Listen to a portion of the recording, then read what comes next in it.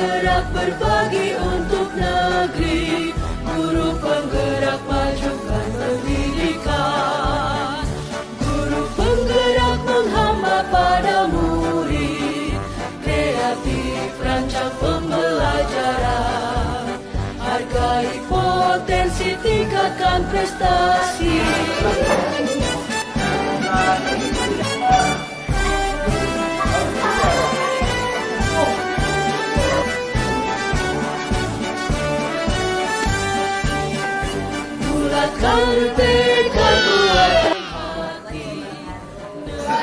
Salam warahmatullahi wabarakatuh.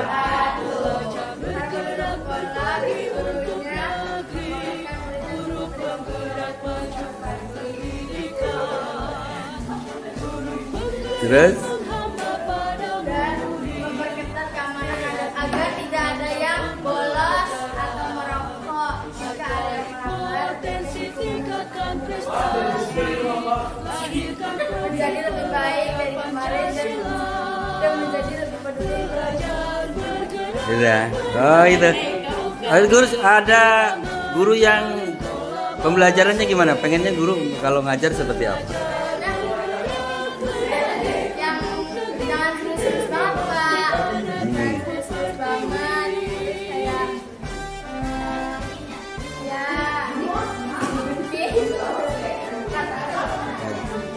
Oke. Terus jangan ada yang aplikasi. Oh gitu. Emang ada? Oh gitu. Siap, siap. Terima kasih. Harapan sekolah di Sematuri semoga menjadi sekolah ini dan gurunya jangan sering ngasih kelas. Harapan saya sekolah di sini dan bisa mengerti karena saya ingin bekerja di sana. Oh gitu. Ada Pak Din sama Ibu dia jurusan bahasa Jepang. Harap setiap guru menggunakan cara yang kreatif dalam mengajar supaya semakin Oh gitu. Makasih Aryani.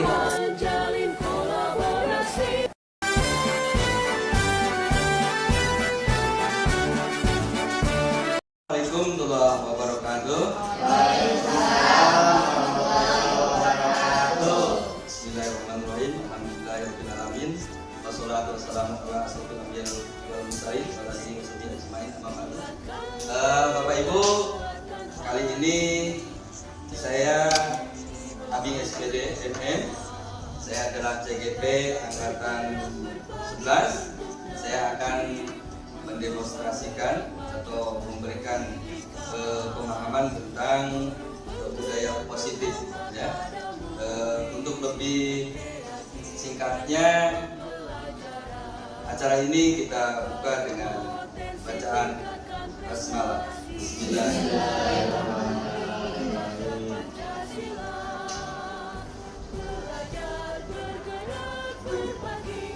Dalam demokrasi intelektual bersama dengan program,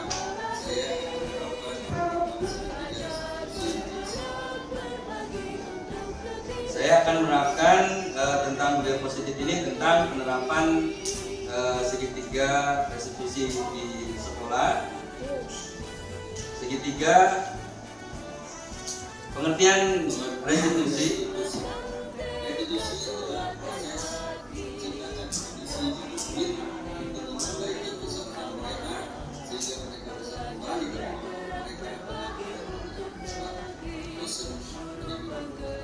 Restitusi bukan titik menembus kesalahan. Restitusi adalah sebuah tawaran dan bukan paksaan. Restitusi fokus pada mencari solusi dan upaya murid dari kesalahan dari. Jadi Bapak Ibu, yang dinamakan restitusi itu adalah menciptakan kondisi bagi murid untuk memperbaiki kesalahannya. Jadi bukan restitusi itu bukan untuk menebus kesalahan siswa ya.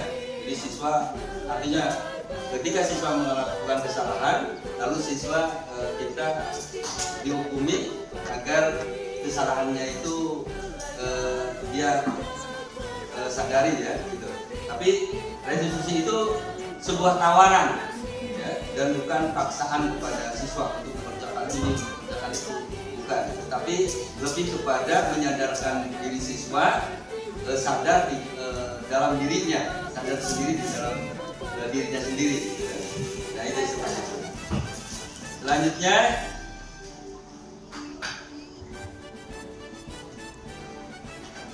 langkah dalam melakukan segitiga restitusi. 1. Menstabilkan identitas. 2. Validasi tindakan yang salah. Dan 3. Menjadikan keyakinan.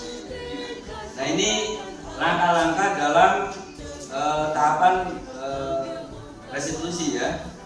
Pertama, menstabilkan identitas.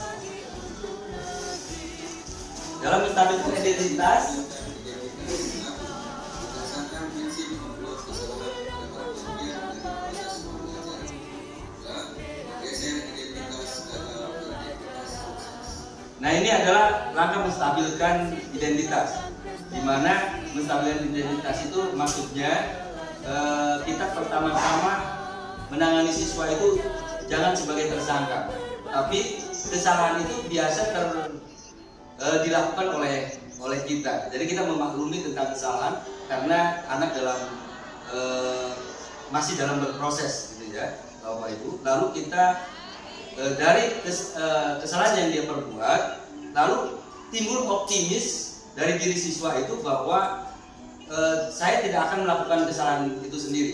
Jadi intinya pada tahap awal kita menstabilkan emosi siswa. Setelah stabil emosinya, baru kita menyadarkan mereka di dalam dirinya, gitu, agar timbul kesadaran di dalam dirinya, yaitu timbul semacam kesadaran diri sebagai intrinsik ya, yang timbul dari diri siswa. Kemudian Proses validasi tindakan yang salah. 1. Berdasarkan prinsip setiap pelaku berupaya memenuhi suatu kebutuhan tertentu. 2. Guru akan bergeser dari pemikiran stimulus respon menjadi proaktif. 3. Mengenali dan mengakui kebutuhan murid akan memperbaiki hubungan dengan murid. nah ini validasi tindakan yang salah. Maksudnya itu tahapannya berdasarkan prinsip setiap perilaku berupaya memenuhi suatu kebutuhan tertentu. Jadi mereka itu melakukan salah itu karena ada pemenuhan kebutuhan dalam dirinya, gitu kan? Nah itu. Kedua, guru akan bergeser dari pemikiran stimulus respon menjadi proaktif. Jadi lebih kepada guru menyadari tentang tentang kesalahan siswa. Kemudian mengenali dan mengakui kebutuhan murid, akan memperbaiki hubungan dengan murid agar kondisi siswa itu stabil. Lalu dia menyadari bahwa apa yang saya lakukan itu salah dan merugikan teman-teman yang lain akibat dari perbuatannya. Misalnya siswa itu tidak tepat mengumpulkan makalah untuk presentasi. Dengan makalah presentasi yang dia tidak kumpulkan, otomatis tidak terjadi semacam presentasi.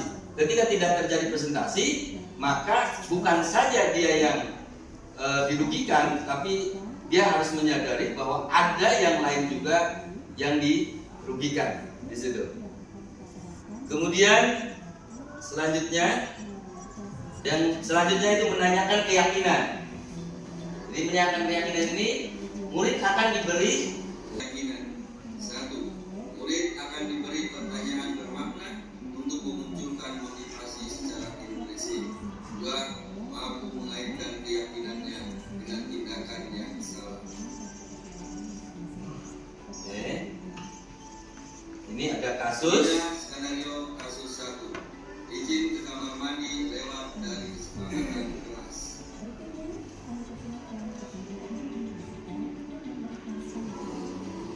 Ini nanti ditahu sama lalu tadi kalian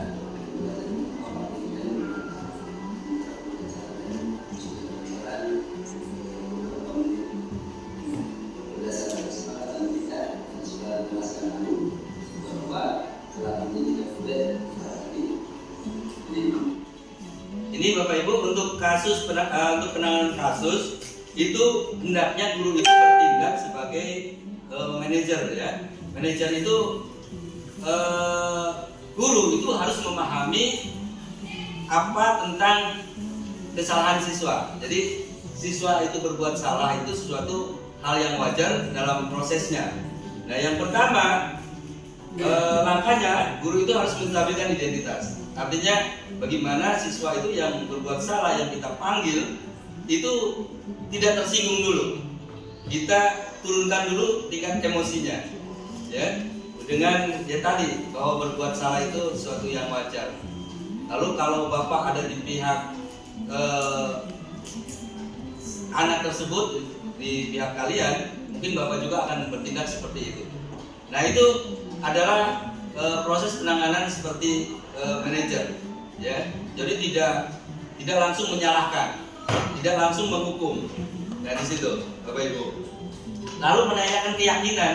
Yang dimaksud menanyakan keyakinan itu bahwa dengan berbuat seperti itu, apa saja yang dirugikan, gitu kan? Artinya bukan saja si anak tersebut, tapi ada pihak lain juga yang dirugikan. Itu adalah kasus menangani kasus yang dilakukan oleh siswa. Namun demikian Bapak Ibu, apa yang kita lakukan itu tentang penanganan segitiga restitusi itu, sebelumnya kita harus melakukan kesepakatan kelas. Jadi siswa tahu apa yang dilanggarnya itu. Kalau belum dilakukan kesepakatan kelas, apa yang kita lakukan itu bisa menjadi salah, gitu ya. Jadi dia melakukan kesalahan itu karena tidak ada yang dilanggar, karena tidak ada kesepakatan sebelumnya. Jadi penanganan segitiga restitusi ini dilakukan setelah kita melakukan kesepakatan kelas, melakukan kesepakatan kelas di kelas ya, yang dibimbing oleh kita.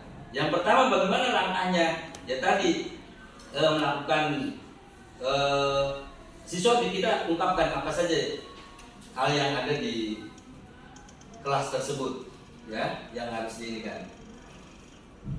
Selanjutnya, ini, nah setelah itu. Assalamualaikum warahmatullahi wabarakatuh. Perkenalkan, nama saya Rabi. Saya dari SMA. Tujuan saya membuat video ini adalah untuk meminta maaf kepada Pak Adi. Saya kali ini telat pada pelajaran Pak Adi karena alasannya saya dari toilet dan ada kegiatan masjid. Terima kasih. Wassalamualaikum warahmatullahi wabarakatuh. Semoga dimaafkan. Nah, langkah ini adalah langkah untuk penyadaran siswa dari dalam, ya. Jadi dia minta maaf dan sadar akan kesalahannya dan tidak akan melakukan kesalahan yang serupa. Selanjutnya, ini kasus yang kedua. Kasus 2, lambat mengumpulkan tugas. Rehan dan kelompoknya terlambat mengerjakan tugas, akibatnya tidak bisa presentasi.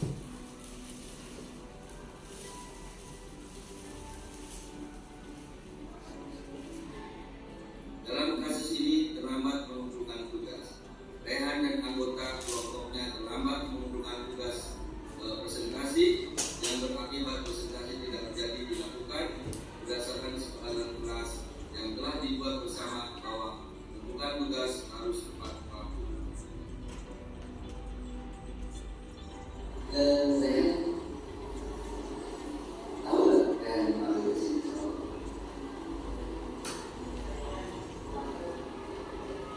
Tidak kan harusnya kan kita presentasi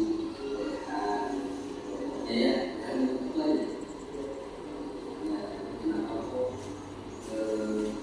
belum selesai? Nah kan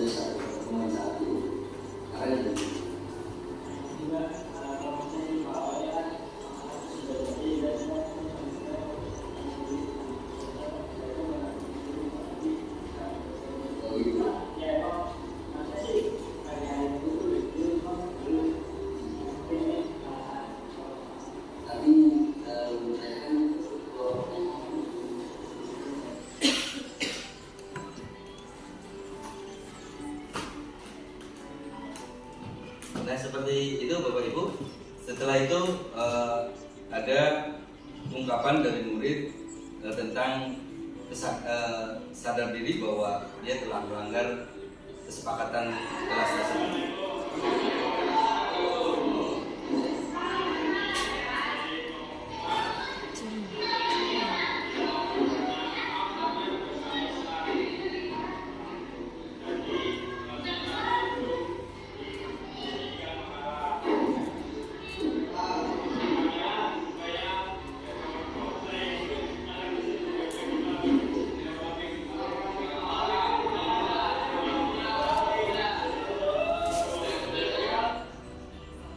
Nah itu Bapak Ibu langkah-langkah restitusi.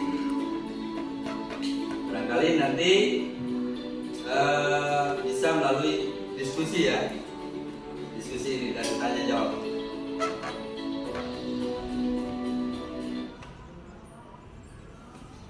Boleh saya bertanya Pak? Silakan. Saya ingin menanyakan bagaimana caranya membuat kesepakatan kelas yang efektif untuk siswa. Itu pertanyaan yang pertama. Iya. Pertanyaan yang kedua, apa perbedaan antara kesepakatan sekolah dengan kesepakatan kelas? Apa perbedaan yang mendasarnya? Mungkin itu saja Pak Bing yang Terima kasih. saya tanyakan. Terima kasih.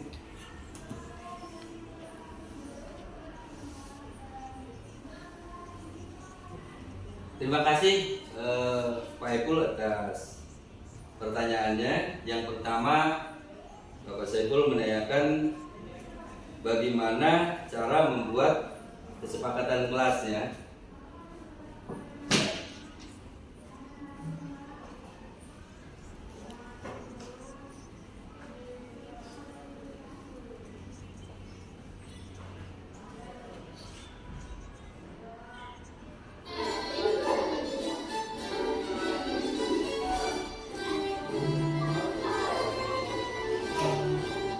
Ini adalah video yang telah saya buat untuk membuat kesepakatan kelas. Pertama-tama saya membawa secari kertas untuk dipotong-potong gitu ya, kalau bisa berbagai warna.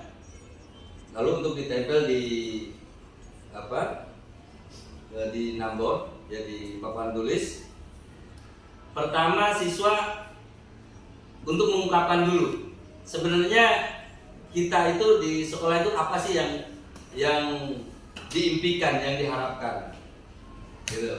Jadi dari situ nanti timbul untuk membuat kesepakatan kelas. Kita buat kesepakatan kelas berdasarkan keluhan-keluhan atau keinginan-keinginan sekolah yang dia inginkan, yang dia idam-idamkan. Kalau saya seperti itu cara membuat kesepakatan kelas. Yang kedua, kita mengamati tentang kebiasaan ketika kita ngajar.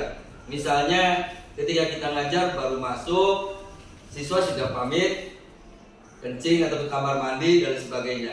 Itu kita coba untuk dibuat kesepakatan kelas, gitu ya. Hal-hal yang sering kita jumpai di situ, lalu kita jadikan kesepakatan kelas.